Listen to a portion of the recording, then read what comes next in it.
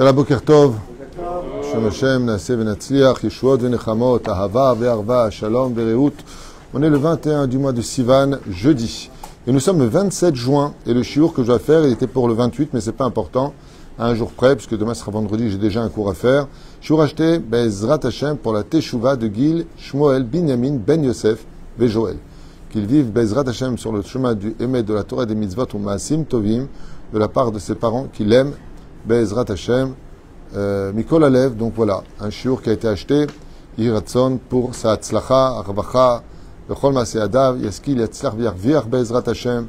Chaque mot de Torah est capable de faire beaucoup plus que ce que l'imagination d'un homme pourrait l'imaginer. Le Talmud Torah Keneged Kulam, nous dit la Mishnah.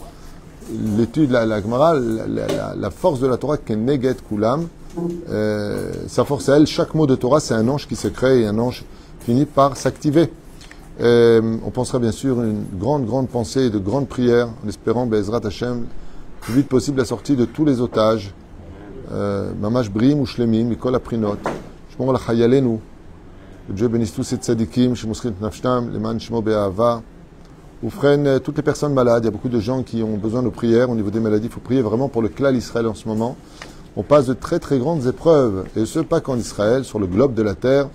On peut dire que le déni et la désinformation est au summum de son pouvoir. Et c'est normal. Le Zohar Kadosh nous dit qu'à la fin des temps, le sheker, le mensonge sera au summum, et il brillera très fort. Pourquoi? Parce qu'une bougie, avant de s'éteindre, brille toujours une dernière fois très fort. Après, on n'entend plus jamais parler de lui. Et la Géoula nous apportera, si Dieu veut, cet équilibre du Emet, puisque la connaissance de Dieu remplira le ciel et la terre comme l'eau est recouverte par les océans, nous dit là le prophète. Oufren, qu'est-ce qui se passe? Qu'est-ce que tu as, Daniel? Qui c'est qui t'embête? Shani Bat Shulami qui doit accoucher, Beleda Kala Besrout, il y en a un avis, Bezrat Hashem.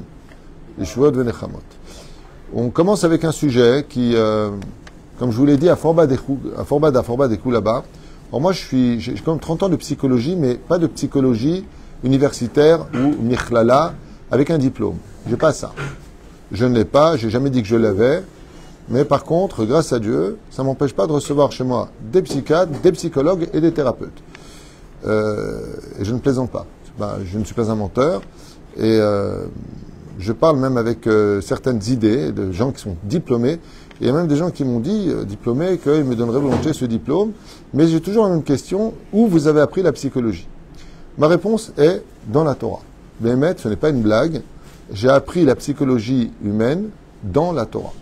Et quand on dit que tout est dedans, à Forbat des coups là-bas, tout est dans la Torah, on va en voir un extrait aujourd'hui sur un mot qui vient venir nous enseigner énormément de psychologie.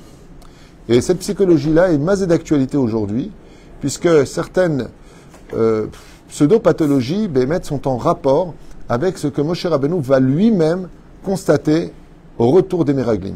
Alors je voudrais vous lire un petit peu dans les textes, et vous allez voir combien notre Torah ne met pas des mots qu'on pourrait imaginer ou supposer être facultatifs, chas v'shalom. Chaque mot a un poids énorme, des enseignements profonds. Et moi, je voudrais partager avec vous cette idée-là, duquel nous allons commencer à lire. Écoutez bien, les mots, ils sont importants. Vaidaber Adonai el Moshe, les morts. Donc Dieu s'adressa à Moshe en ces termes. Shelach lecha anashim.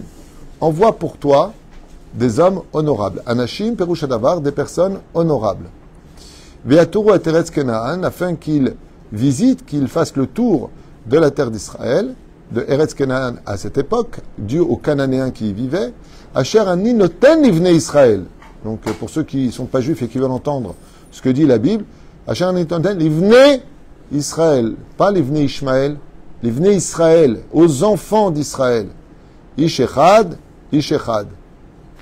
Pourquoi le mot ish echad, ish echad? C'est très intéressant de se poser la question. La réponse se trouve dans la suite des mots. Les matés avotav. Ça veut dire un représentant par tribu. Donc, pour donner l'exemple, il ne va pas dire 12 fois Ishechad, Ishechad, Ishechad, Ishechad, Ishechad, redondance. Mais il y a ici un clin d'œil. Est-ce que le Ish que tu as envoyé, que tu pensais être unique, il est vraiment l'unique que tu pensais? Ishechad, Ishechad, vous allez voir la suite. Très intéressant. Les matés avotav, on espère qu'ils seront sur le chemin de leur père. Tishlachou kol nasi ba'em, vous enverrez chaque prince parmi eux, ou deux.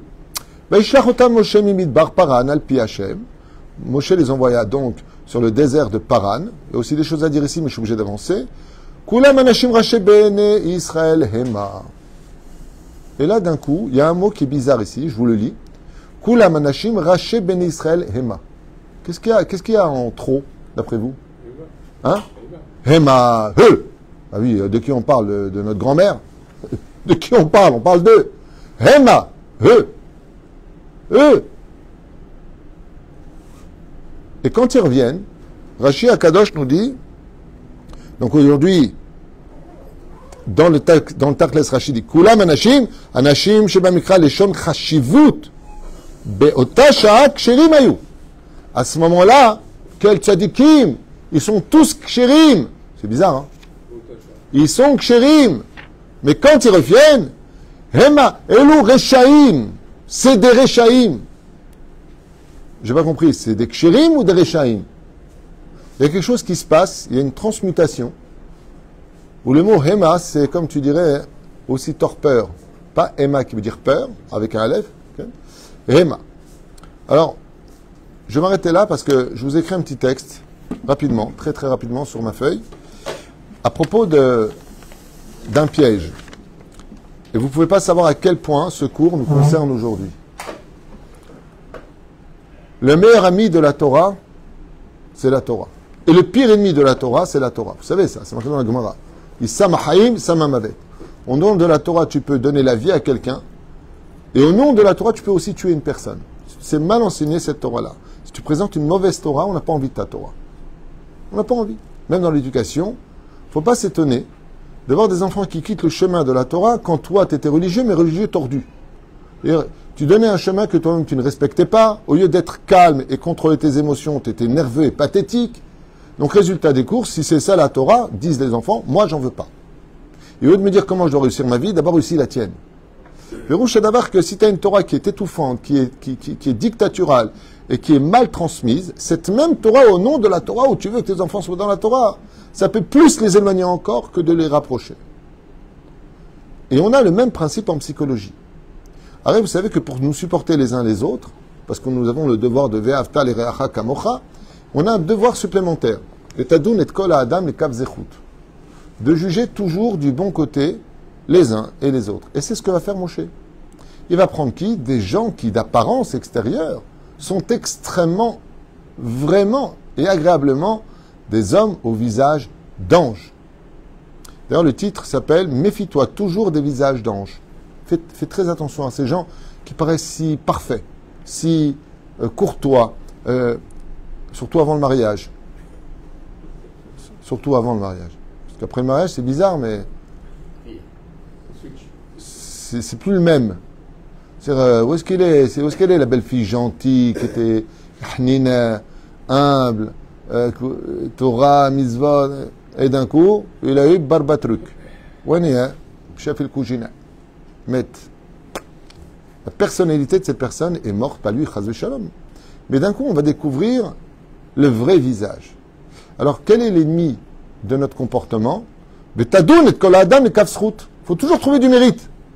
Mais est-ce bon de toujours trouver du mérite? Cela va nous aveugler. Et les conséquences du mérite que Moshe Rabbeinu a donné au Meraglim va coûter la mort au peuple d'Israël. Ce qui fait que des fois, il faut arrêter d'être bête, de toujours trouver des circonstances atténuantes. Non, la personne est mauvaise, Nekuda. Cette personne-là a de la haine. Cette personne-là a de la sinat rinam. Et si je reste sur la position de l'Ekavsrout, eh bien, je risquerai non seulement de m'assassiner, mais d'assassiner aussi toute ma famille. Parce qu'il y a des gens qui sont réellement toxiques.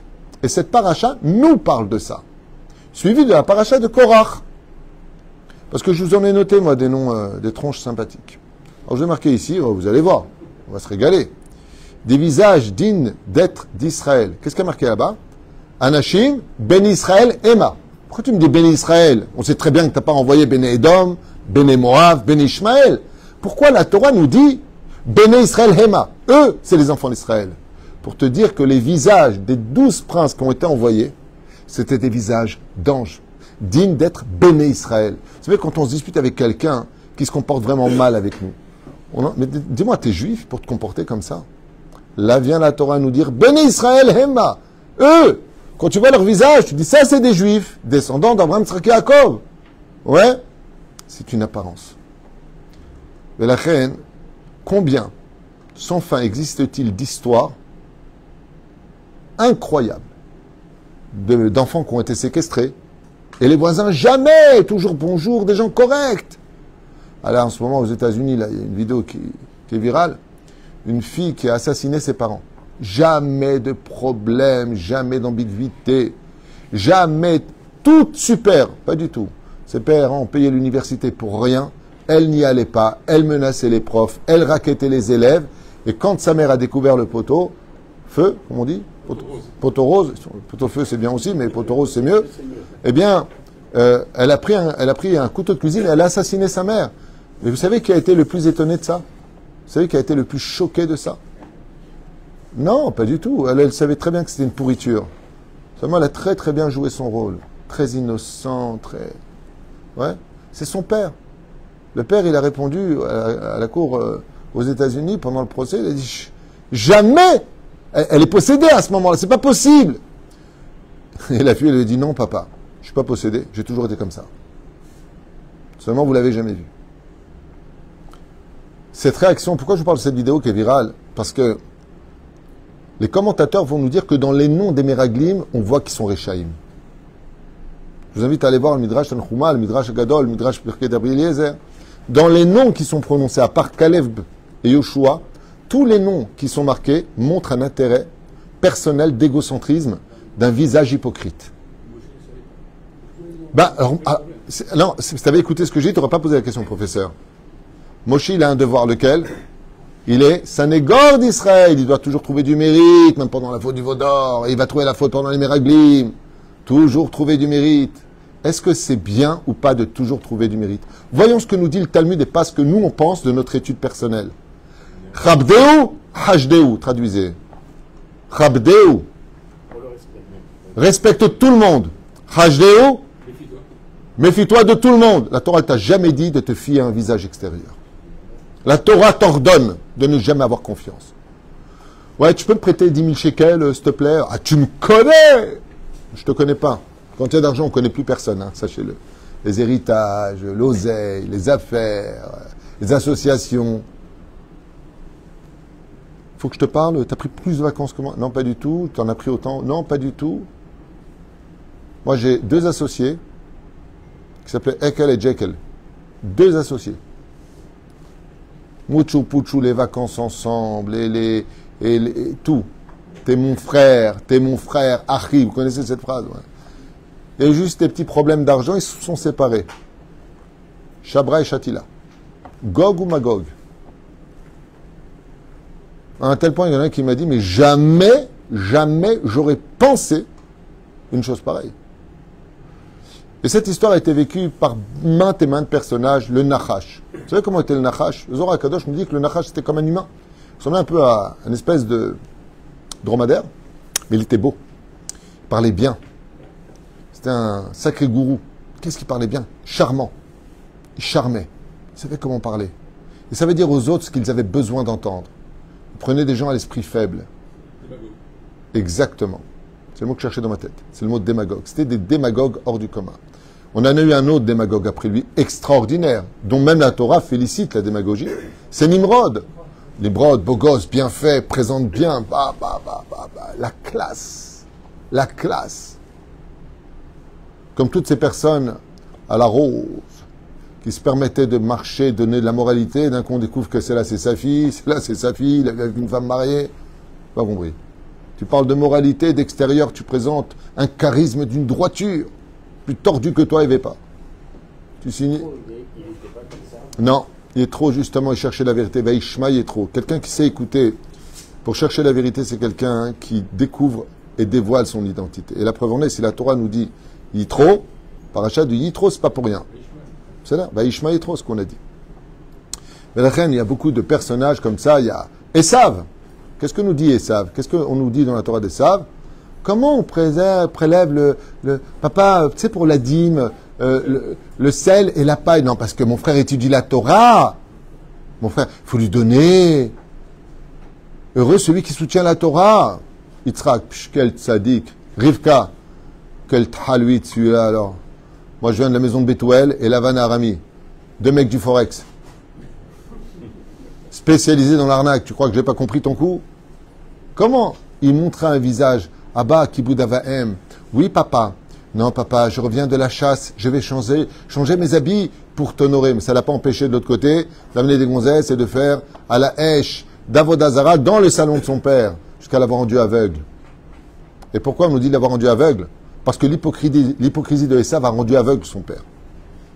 Parce que lui, les korban Ola, quelle a été la faute de Yitzhak dans l'absolu? Qui n'est pas une faute, mais qui est le summum, c'est d'être au-dessus des problèmes des autres, de juger tout le monde et kafsrout. Non, le pauvre Esav, il est né poilu, il faut qu'il se passe l'aspirateur tous les jours, le pauvre sur le corps. C'est de la moquette, hein, le mec. Kafsrout. Des fois, dans la vie, le kafsrout, il doit s'arrêter en disant, ici, il y a un problème. C'est l'histoire du mec qui va chez le médecin, il a un gros problème de santé, et lui dit, oh, vous n'avez rien du tout, kafsrout. Andouille, je ne suis pas en train de te demander le kafsrout, je suis en train de te dire si j'ai un problème de santé, si je dois prendre des médicaments, une opération. Parce que des fois, il faut soigner le problème, ou retirer le problème, ou percer le problème. Et cette paracha vient nous apprendre. Otam anashim, Rashi dit, kulam rechaim. Ils étaient 100% rechaim. Em dibro à la kadosh baruch Hu. Dieu ne pourra pas vous aider. Tu viens de prendre la Torah hors Sinaï, tu as vu la force de Dieu. Beyat, Razaka, Obezroa, Netouya. Tu remets Dieu en question. On ne pourra pas. On est des petites sauterelles. On ne vaut rien. Et le peuple d'Israël tombe. Korach va s'en suivre. Korach était très beau, puissant, riche. Korach va convaincre, à part les 10 du Sanhédrin de cette paracha, 250 princes de la Torah vont être aussi emballés par cette extraordinaire démagogie de Korach, en inventant des histoires incroyables. Et le pire, c'est qu'ils vont le croire. Moi, je suis assez estomaqué et choqué, je vous dis franchement. Quand on voit que tous les chiffres qu'amènent les médias sur ce qui se passe entre Israël et les Palestiniens viennent du Hamas, je suis estomaqué. C'est impressionnant qu'il y ait des émissaires de l'ONU. Allez, même eux, on va discuter sur. Mais vous prenez des informations de terroristes, j'ai pas compris là. J'ai pas pigé. C'est comme si que des gens font un hold-up et la police demande aux brigands combien il y avait dans le coffre. À qui on demande combien il y avait dans le coffre? Aux brigands ou aux propriétaires? Aux propriétaires. Et là, tous les médias qui viennent. Alors, monsieur le voleur, combien y avait-il? Il n'y avait rien, il y avait 100 euros. Vous n'allez pas me condamner pour 100 euros. Je comprends pas, vous faites un problème, monsieur, on vous a volé juste 100 euros. Non, il n'y avait pas 100 euros, il y avait 15 000 euros, il y avait 100 000 euros. Vous donnez crédit à des paroles de terroristes? J'ai pas compris, là. J'ai pas compris. Les chiffres qu'ils ont, mais c'est un truc de fou. En plus, ils n'ont pas des têtes d'ange. Il faut vraiment être de mauvaise foi pour vivre une chose pareille. Hein?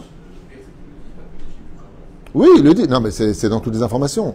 Selon le chiffre du Hamas, ils le disent. Bien sûr qu'ils le disent. Ils ne le cachent pas. Mais c'est impensable, une chose pareille. Parce que ça veut dire que j'appartiens déjà à un camp avant même d'être au centre du problème. C'est-à-dire que si toutes tes références, c'est eux, mais alors, c'est même pas la peine de continuer à en parler. C'est joué d'avance. C'est condamné d'avance. Ken? C'est la haine du juif et de l'israélien. C'est top. Tu me rajouterais en me disant ça. Combien sans fin existe-t-il d'histoires? Ce que je veux vous dire par là, c'est qu'on a vu, on a entendu et on sait, après enquête, que le FBI a trouvé des enfants qui ont été violés chez leurs propres parents pendant des décennies, 24 ans, et après ils ont été découverts, ils ne pouvaient pas marcher, ils sont morts dans la maladie, dans leur crasse, dans leurs excréments. Et la police pose la question aux voisins en disant, mais Vous vous êtes pas rendu compte, vous n'avez pas entendu. Il dit non, mais au contraire, toujours bonjour, toujours au revoir, toujours poli, toujours prêt à aider. Fais attention qui tu rentres dans ton nid. Mais la reine, un des klal, une fois, j'ai pas une fois, pas deux fois, pas trois fois, à maintes reprises, j'ai eu cette réflexion de personnes me disant je déteste les dayanim. Vous savez, dayan, les juges du beddin. Alors je pose la question, ça c'est depuis 30 ans que j'entends ça. Ils n'ont aucune compassion, tu ne peux pas parler, ils ne comprennent pas, c'est de la dictature. Alors, je lui ai c'est mon chenef, hein? Hein? Ils doivent être, comme je l'ai expliqué. Et pourquoi? Pour ne pas se laisser avoir par des visages d'anges. C'est facile de pleurer, c'est facile de montrer, c'est facile d'expliquer. Un peu comme dans les Shlom Bait. Parfois, vous allez recevoir des gens victimes, les pauvres, et ils te disent ouais je suis comme ça moi. Ben je veux pas, j'ai pas envie, c'est pas mon truc. Bah t'es marié, si t'avais pas envie, fallait le dire avant le mariage, sinon c'est mikartaout. Une femme qui se donne pas à son mari sous prétexte qu'elle n'a pas envie, ça s'appelle moredet les filles alacha et misva de la renvoyer. C'est une misva de la renvoyer, c'est Shulchan Aruch mais forash. Et tu as toujours des abrutis qui vont dire oui, mais il faut la comprendre, elle n'a pas envie. Ben, fais pas te marier. Tu dis dans ce cas-là, je ne veux pas me marier. Mais tu ne peux pas imposer ce que tu es à l'autre. C'est pas je, c'est nous. Tu n'es pas seul. Et cet exemple-là existe dans tous les domaines. Dans tous les domaines. Mais la reine, il faut faire très très attention. Je vous ai noté ici, nos dayanim n'ont pas le droit d'avoir ni de regard de compassion pour les plaignants, ni même de les regarder. Maasiba, donc tu l'as très bien dit Avi, Maasiba, de ne pas se laisser rouler par un visage d'ange qui cache une ruine à l'intérieur. Ken? Parce que les Meraglim que les Moshe envoient, en fait, c'était les reporters, c'est comme les médias, et la puissance des médias. C'est des espions. Et il a pris des gens de Torah pensant qu'ils auraient cet extraordinaire regard sur Israël, ayant confiance en lui. Vous savez que la plus grande vexation du retour des Meraglim, c'est que ils n'ont pas apporté un témoignage, ils ont apporté un jugement. On leur a pas demandé de venir juger la situation. On leur a dit ce qu'il y avait à dire, sans dire qui peut ou pas. Vous voyez la différence? Bon ben voilà, il y avait des géants, on était petits à côté d'eux, il y a ça et ça et ça. Après, Moshe, il aurait pris la parole en disant personne n'a pu s'enfuir du pays d'Égypte, la nation la plus puissante du monde, regardez ce qui se passe, il n'y a plus rien derrière. Non. Eux, ils ont apporté, comme font exactement les journalistes d'aujourd'hui. Je me rappelle quand j'étais jeune, les journalistes apportaient de l'information. Aujourd'hui, c'est de l'information avec opinion. On t'a pas demandé ton opinion. Tu influences le public, les spectateurs, tu les influences. Donc, vous savez, alors, encore une fois de plus, qu'est-ce que tu es en train de dire une fois de plus? Qui t'a demandé de dire ça dans le texte? Et j'ai parlé avec des journalistes. J'ai même parlé avec des journalistes de El Jazeera. Et ils m'ont dit ouvertement, eux, au téléphone, parce qu'ils regardent mes cours, que, écoutez bien, ils n'ont pas le droit de changer le moindre texte avec lequel ils ne sont même pas, eux, d'accord en tant que journalistes. Ils n'ont pas le droit. Sinon, ils sont renvoyés sur place, voire menacés. C'est quand même fou que l'information est dictaturale et penche pour un côté incroyable. C'est fou. Pour cela, nous avons, comme on l'a expliqué tout à l'heure, le numéro 1 des numéros 1, d'ailleurs qui est devenu une pathologie très connue, des visages d'anges aux âmes de démons. C'est le sociopathe qui est devenu plus tard le manipulateur pervers narcissique. De cette personne qui est dérangée, mais il n'y a pas que lui. Hein. Vous avez aussi les personnes qui sont borderline, c'est aussi une grave pathologie, la peur de l'abandon par excellence, le trouble de la personnalité, il y a beaucoup de choses à dire sur ce sujet-là, qui vont te présenter avant le mariage, mais des extraordinaires.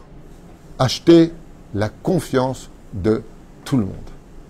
D'acheter la confiance de tout le monde. De venir dire à l'autre tout ce dont il a besoin d'entendre, et à la famille y compris, pour mettre chacun dans sa poche, mieux régner, pour parfaitement diviser par la suite. Le drame de cette histoire, c'est que à Kadosh Baruch Hu, on a vu comment il réagit. Est-ce qu'il y a eu du kafsrout chez Akadosh Baruch Hu ici? Non. Aucun. Il dit à Moshe, écoutez bien, regardez bien ce que fait Hachem. Je parle de Dieu, maintenant je ne parle pas de nous. Il dit à Moshe, je vais exterminer ce peuple et faire sortir de toi un nouveau peuple. Dans cette paracha de Meraglim, okay? Chez l'Artech Hanashim. Anigvar lo yachol zeu nigmar. Il a dit pour le redor aussi. Mais là il le redit dans le texte. Qu'est-ce que lui dit Moshe? Si tu fais une chose pareille, et que de moi tu veux faire descendre les enfants d'Israël, tu auras prouvé que Pharaon avait raison. Pharaon a dit, vous sortez pour tous mourir. Est-ce que Akadosh Baruch Hu pardonne? Oui, Salarti kidvarecha, dans cette paracha, j'ai pardonné comme tu me l'as demandé. Mais est-ce qu'il a pardonné? Non. Pourquoi il n'a pas pardonné? Ils meurent tous. Tous meurent, sauf deux. Les deux qui ont bien parlé ne meurent pas. Eux, ils meurent. Qu'est-ce que ça vient nous enseigner? Si le Créateur du monde fait une chose pareille, il enseigne dans la Torah, Dieu, pas moi, Dieu. Il y a des gens de qui il faut savoir se séparer. Je me sépare d'eux. Je ne peux pas. Pourquoi? Parce que ce sont des fruits pourris qui vont pourrir tout le panier. Eux, ils étaient 10 à penser de façon égocentrique à leur statut, à leurs honneurs, à leur rôle, à leur parnassas, tout ce que tu veux. Mais est-ce qu'ils ont emmené avec eux dans le Gehinam leur personnalité? Non. Vaïfkou balayla ha'u kola'am. Tout le peuple d'Israël les ont suivis. Ils ont tous pleuré. C'est quoi cette terre? On est mis en Égypte. Retournons en Égypte. Qu'est-ce que tu as fait, Moshe, de notre vie? Tu nous as pourri la vie. Moshe, qu'est-ce qui a marqué sur lui? Écoutez bien dans le texte. Regardez la Torah, la psychologie. Vaïpol Moshe al panav. Vous savez ce que ça veut dire cette phrase? Maman, j'en parle, j'ai des frissons. Vaïpol Moshe al panav. Il est tombé sur sa face, visage. C'était bas les masques. Les visages sont tombés. Moshe a réalisé quoi à ce point-là? Je me suis trompé. Moshe est choqué. Il est choqué. Anashim hema ben Israël. Mais j'ai envoyé des feuilles, des gens bien. Non, c'était des gens bons, mais en un mot. Pas cachers. Pas bons. Mais ils étaient cachers à ce moment-là. Oui, c'était avant le mariage, avec la terre d'Israël. Non. Non. Pourquoi? Parce qu'encore une fois, on a le devoir toujours, et qu'il n'y ait pas d'ambiguïté, de juger les kafsrout à la condition où tu as bien les yeux bien ouverts. Sinon, tu peux même entraver des choses. Comme l'Ifner Hiver, le Titan Mirchol. Mais non, ça va, c'est pas un voleur, c'est pas parce qu'il a volé avant qu'il va voler maintenant. Et tu laisses ton argent. La personne, c'est dans son sang, elle a besoin d'argent. Qu'est-ce que tu as fait, toi? Tu lui as permis de voler. Tu rendras des comptes sur ça. Ah, je comprends pas, les kafsrout, quoi. La Torah te dit pas les kafsrout comme un imbécile. Et là, Moshe Katouv, qui, les kafsrout, doresh chokhma. Le kafsrout exige de la sagesse. Le mec qui vient, il est avec un violeur de femme, et il dit, bon, tu peux accompagner ma fille, il faut pas le laisser seul avec une femme, et il a un casier de pédophile stam, j'ai n'importe quoi, ok? Et toi, tu le laisses avec. Et que tu fais, ah, ça va, Kafsrout, c'est un juif quand même. Oh! La Torah, elle te dit ça? La Torah, elle te dit ça? La Torah, elle te dit à sourd de faire une chose pareille. Bah, quoi, les Kafsrout? Les Kafsrout, c'est qu'il peut accompagner ma fille si ma fille est accompagnée par un autre adulte. Ben, Vadaï. Les Vadaï, ils ont perdu tout leur statut.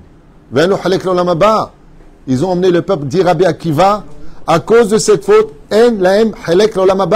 Non seulement ils sont tous morts le 9 du mois par 15 000 à creuser leur propre tombe, ils se sont enterrés vivants. Dieu ne pardonne pas. Pourquoi? Parce qu'il nous lance un message ici. Pas qu'on doit pardonner ou pas. Parce qu'il y a des gens, tout comme on a le devoir d'aimer chaque juif, de le juger de tout notre amour, d'essayer de l'aider à devenir meilleur.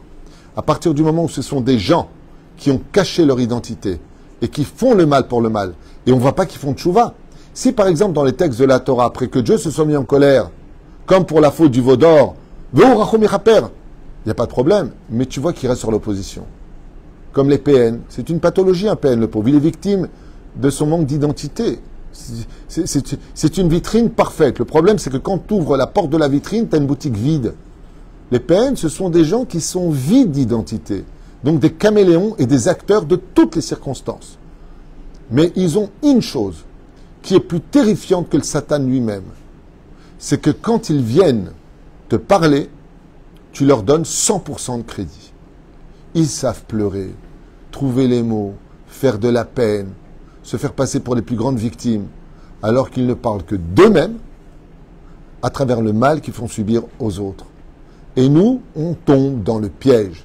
Cette paracha vient nous donner une gifle, comme la paracha de Korach, sur c'est pas parce que tu es juif que tu es 100% tout le temps bien. Fais attention. Fais très attention. C'est pas parce qu'une personne est née juive de maman et de papa que tu as le droit de lui accorder toute ta confiance. Le Shulchan Aruch nous interdit de prêter de l'argent à son frère sans contrat. Son frère, à ses parents sans contrat. Demandez à vos rabbinim. Assour. Pourquoi? Parce que quand il y a d'argent, il n'y a plus de frère, il n'y a plus de père, il n'y a plus personne. Vous savez combien de fois, je connais plusieurs personnes comme ça, qui ont découvert que leur compagne partait avec leur frère ou avec leur sœur. Frère et sœur, je parle. Il y a même récemment quelqu'un qui a découvert le Aleinu Velo Alechem, pas chez nous, mais peu importe, que son fiancé, en réalité, il allait avec sa mère. Inceste sur inceste. Vous savez ce qui a le plus choqué la fiancée? C'est pas son petit copain. Elle a dit, bon, mon petit copain, c'est un imbécile. Mais comment ma mère a pu me faire ça? Comment c'est possible? Toi, tu es un étranger. Vous savez que le but du mariage, on l'apprend de Avraham Avinu, le but du mariage. Il se marie avec une étrangère, même si le Midrash dit que c'est sa nièce, peu importe, pas le Midrash, la Torah dit que c'est la fille de Haran. Et il lui dit que tu es ma sœur. Le but du mariage, c'est d'être capable de faire d'une étrangère sa propre famille. Si la femme que je ne connaissais pas avant le mariage devient Tombri Achoti Ad, dit que tu es ma sœur, c'est que c'est un mariage mouchlam. C'est ce que lance Abraham comme message à tous les couples. Et des fois, on a des frères et sœurs, on en connaît beaucoup de nos jours avec toutes les scissions, les disputes, les conflits qu'il y a dans les familles, ou des frères sanguins ou des sœurs avec des frères ou les parents. Beaucoup de cas, beaucoup plus que ce que vous pensez, je vous l'affirme, sont comme des étrangers quand ils se voient. Ça, c'est les familles disloquées les plus ratées. Quand on n'est plus capable de ressentir quelque chose. Mais ce qu'il y a de choquant, c'est que les gens changent dans cette génération. Premier coupable, les réseaux sociaux, je le dis à voix haute, j'ai pas honte de le dire. Le premier coupable de cette folie qui envahit le monde, ce sont les réseaux sociaux.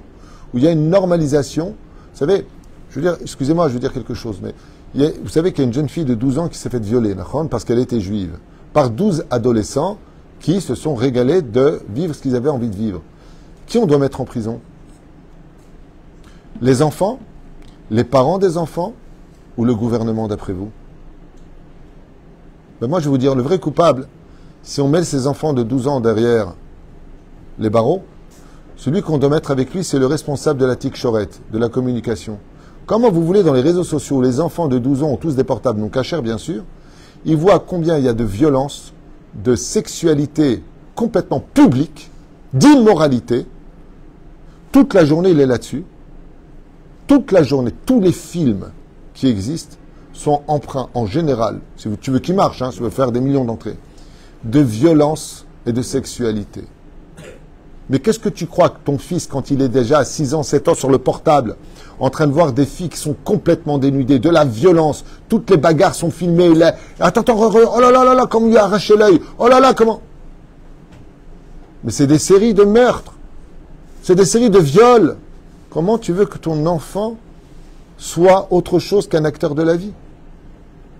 Quand on était plus jeune, s'il y avait une poitrine, il y avait marqué carré blanc, interdit aux moins de 12 ans. À minuit, la télévision s'arrêtait. Une speakerine qui venait un peu trop décolletée était renvoyée. Comprenez bien ce qui se passe aujourd'hui. Aujourd'hui, toutes ces femmes-là qui se montrent et tout ce qui se passe, une émission qui n'est pas vulgaire ne marche pas. Vous avez entendu, vous, des sketchs marrants où les gens rigolent, je ne sais pas pourquoi, j'ai jamais compris pourquoi les gens rigolaient, dans la vulgarité. Mais ce n'est pas une vulgarité avec des gants, c'est une vulgarité qui va bien au-delà de la pensée humaine. Avec des mots d'une vulgarité et des gestes pendant les sketchs. Et tout le monde... Et quand la caméra se tourne, tu vois des enfants. Alors pourquoi tu t'étonnes qu'ils violent? Puisque vous avez banalisé toutes les valeurs de l'amour et du respect. Pourquoi tu veux qu'ils ne violent pas? La question est là. Il y a certains pays, pour éviter ce genre de violence, on interdit les films violents. Il y avait un film d'ailleurs, très vieux film, je crois dans les années 70, ça s'appelait Orange Mécanique. Et là-bas, hein, Stanley Kubrick. Et ce film-là, il était marrant parce que j'ai vu, j'étais enfant, et j'avais appris quelque chose de ce film qui m'avait, pour calmer l'ardeur de la violence qui était en lui, il lui faisait regarder toute la journée des prés, des champs, des fleurs, des animaux pacifistes, pour qu'il devienne meilleur. Et on s'est rendu compte, vraiment beaucoup plus tard, par contre dans le monde réel, qu'une étude a été faite que quand tu montres des choses pacifistes, de la beauté, le bon côté de la vie aux gens, eh bien, ils voient les choses comme un espèce de fond d'écran où les personnes sont aussi dans ces champs, ces prairies, cette beauté, cette verdure qui existe. Comment tu veux dans la vie d'aujourd'hui où tu vas dans le métro, tu te fais agresser, tu vas dehors, il y a de la vulgarité, tu me regardes, tu prends un coup de boule, attention, je te sors un truc, tu penses pas comme moi, je t'anéantis. Où est-ce qu'on va? Comment vous voulez que la jeunesse grandisse? Comment les hommes politiques, la politique, quand tu les vois, t'as pas envie d'être bon après.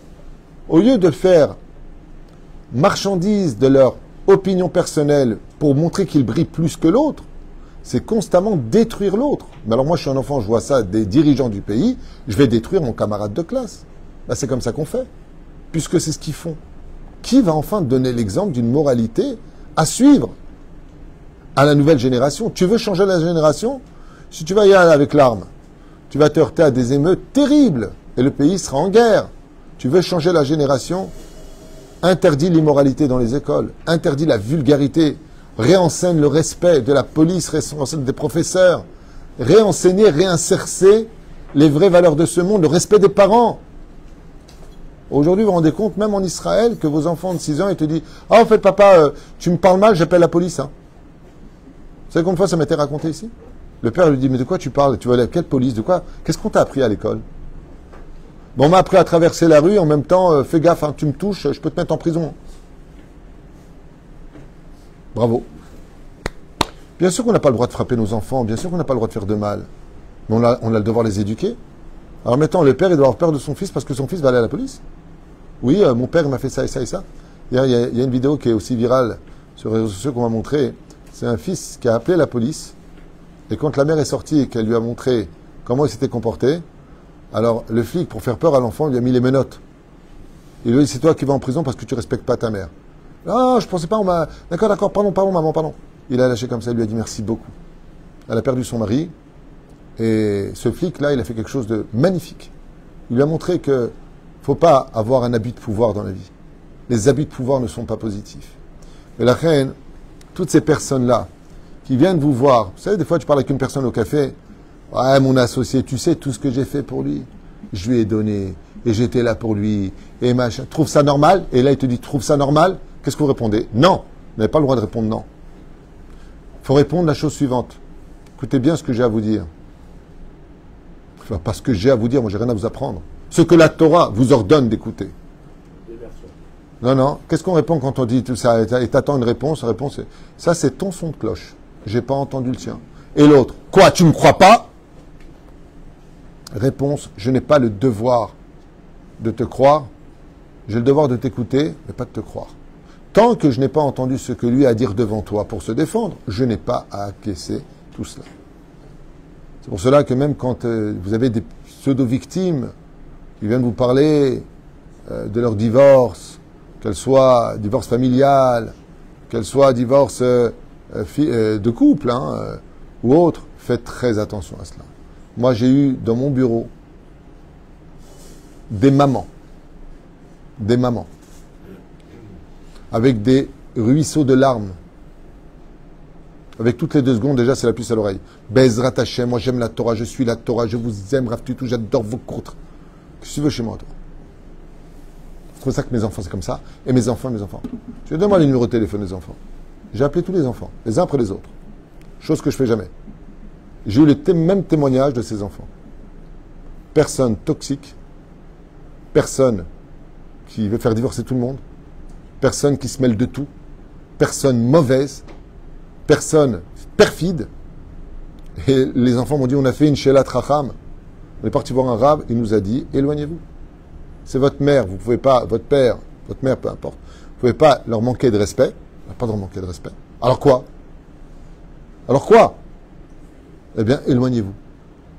Je vous affirme que si vous avez vu comment ces personnages se présentent, mais tu traites les enfants de Rechaïm, de Posh'im, de Hataïm, eh bien, je peux vous affirmer que quand les enfants ont parlé au téléphone, j'ai entendu des tzadikim qui parlaient, qui ont donné j'ai posé des questions pièges, des détails précis sur la situation, avec hospitalisation, avec dépression, et caché. Et cette personne a été d'ailleurs définie par plusieurs psychologues comme étant PN, manipulateur pervers narcissique. Ou alors, pire encore, il y a d'autres maladies qui se soignent, mais si la personne ne veut pas se soigner, alors, comme la paranoïa, par exemple, qui est extrêmement grave, c'est quelqu'un de paranoïa. Tu ne peux pas vivre, c'est compliqué. Tout ce que tu fais, tu prends une casserole, ouais, tu es en train de m'observer, oh, j'ai pris une casserole. Je repose la casserole, hein. Ok? Les personnes qui ont atteint, je ne veux pas dire des maladies, parce qu'il y a peut-être des gens qui sont atteints d'une maladie, ils vont croire que je parle d'eux, non. Mais toutes les maladies, que ce soit la bipolarité, la schizophrénie et autres, ont besoin de prendre des cachets, il faut se soigner. Tu ne peux pas imposer à l'autre tes déboires, tes problèmes. Si tu prends tes cachets, tu fais ce qu'il faut, alors Bezrat Hashem, on a le devoir de t'aider, de te remonter. Mais si tu refuses de te soigner, alors quoi, on va te subir? Yefchar, tu vas pourrir les autres, tu vas faire du mal aux autres. Et tout ça, c'est marqué ici de façon très, très, très hallucinée, pour lequel je voulais vous dire, faites très attention aux belles vitrines, faites très attention à ces bonnes personnes qui viennent, ouais, t'inquiète pas, ouais, tu veux faire cette affaire, tu sais quoi, moi je mets la moitié, toi tu mets la moitié, tellement facile, qui t'appelle tout de suite, mon frère, alors, qui te connaît pas, hein, le mec. Atahri, tu sais quoi, j'ai un truc, un feeling entre nous, c'est magnifique, tu sais quoi, on va déchirer ensemble. Ouais. On va déchirer, tu vas déchirer tout seul. Renseignez-vous bien. Prenez toujours vos deux sons de cloche avec vous. Et puis quand vous voyez des femmes comme ça, ou des hommes avec des visages, des miraglim, comme Korar, Vecholadato, si gentil, si doux, quand ça me fait trop de peine, n'ayez pas de peine, jusqu'à vérification. Veve Adam, Hoker et Taedim. Vous avez le devoir de l'Arkor et Taedim. Pas d'écouter des Edim. Il y a marqué dans la Mishnah de Masechet Avot, tu as le devoir d'enquêter sur les témoignages qui se t'ont apportés. Si tu veux aider, tu es juge. Ou alors on vient te voir en tant que rave. Tu dois pas écouter. Tu dois enquêter sur les témoignages. Et moi, j'aimerais vous raconter quelque chose pour finir, qui me tient encore plus à cœur. Encore plus à cœur. Moi, j'ai eu des témoignages, ça fait 30 ans que je reçois, encore ce matin, j'ai 3 rendez-vous, 4 même. C'est beaucoup d'expérience. Hormis la Torah, sur place, sur le terrain, tu acquiers ce qu'on appelle l'expérience. J'aimerais vous dire quelque chose, chers amis. Quand je dis à la personne, d'où vous le savez, j'ai le droit de vous dire oui, et la personne me donne le nom. J'appelle la personne devant lui. Hein. Je lui dis, d'où vous savez cette information? Je ne sais pas, on m'a dit. Je dis, comment ça? Je ne sais pas, on m'a dit. D'où vous le savez? Ben, je ne sais pas, je l'ai entendu, enfin, je crois. Oh, ça va, j'ai rien dit de mal. Hein. Bon, de toute façon, je m'en fous. Bon, eh ben, j'ai rien dit. Mais tu sais combien de feux de forêt tu as mis dans une famille? Vous vous rendez compte ce que vous venez d'entendre? L'autre fait un scandale parce que quelqu'un lui a dit sur des 8 dires qu'en fin de compte, il ne sait même pas si c'est vrai ou faux. Qu'il a entendu, il ne sait même pas de qui. Tu as le devoir d'enquêter parfaitement sur ce qui est dit. Parfaitement. Donc il va dire, ouais, moi j'ai quitté ma femme parce qu'elle me faisait ça et ça. Va enquêter. Va enquêter. Ça, c'est son son de cloche. Mais en réalité, il lui demandait des choses impropres, des choses très dures, des choses vexantes. Va jusqu'au bout de la suite. Surtout quand même que dans la Torah, au dernier ressort, c'est Dieu qui juge et qui sanctionne. Ben là, cette paracha-là vient nous donner, cette paracha, la paracha de Korach, vient nous apprendre des fois que dans la vie, il faut couper court avec certaines personnes, pas parce qu'on les juge pas les kafsrout, pas parce qu'on ne les aime pas, mais parce que tout simplement, tout comme on a le devoir de rapprocher tout celui qui est loin, qu'on a le devoir de dire bonjour à tout le monde, comment tout qu'on a, on a besoin, on a le devoir en tant que juif d'aimer vraiment chaque personne, même avec ses défauts. De l'autre côté, ça ne doit pas se faire sur la santé de chacun de nous. On ne peut pas perdre sa santé sous prétexte qu'il faut aimer tout le monde, mais par contre respecter, oui, on a le devoir de respecter tout le monde, sauf le messite, on en a déjà parlé, celui qui incite les autres à lutter contre la Torah et Dieu. Lui, par contre, on n'a pas le devoir de le respecter, bien au contraire. Et quant au reste, eh bien, méfiez-vous de ces visages d'anges qui viennent se présenter, Rashi dit Kacher, et pourtant, quand tu tournes la page et qu'ils reviennent, Rashi dit Rechaim. Pourquoi? Parce que les masques sont tombés, c'est bas les masques. Mais la reine Katouv, Anche Bene Israël, Hema, eux, quoi? Eux, ils ont parlé du mal, eux, ils étaient si mauvais.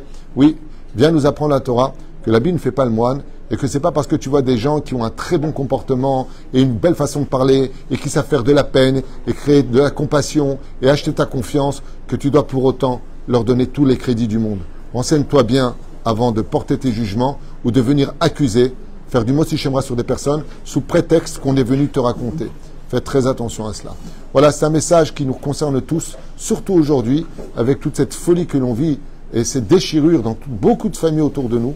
Je pense qu'on a assez d'ennemis sur le globe de la terre pour qu'on continue nous-mêmes à nous faire autant de mal que les Meraglim en ont fait au peuple entier où tout le monde perdra la vie à cause de leur déchéance morale. Baruch Adonai Leolam. Amen.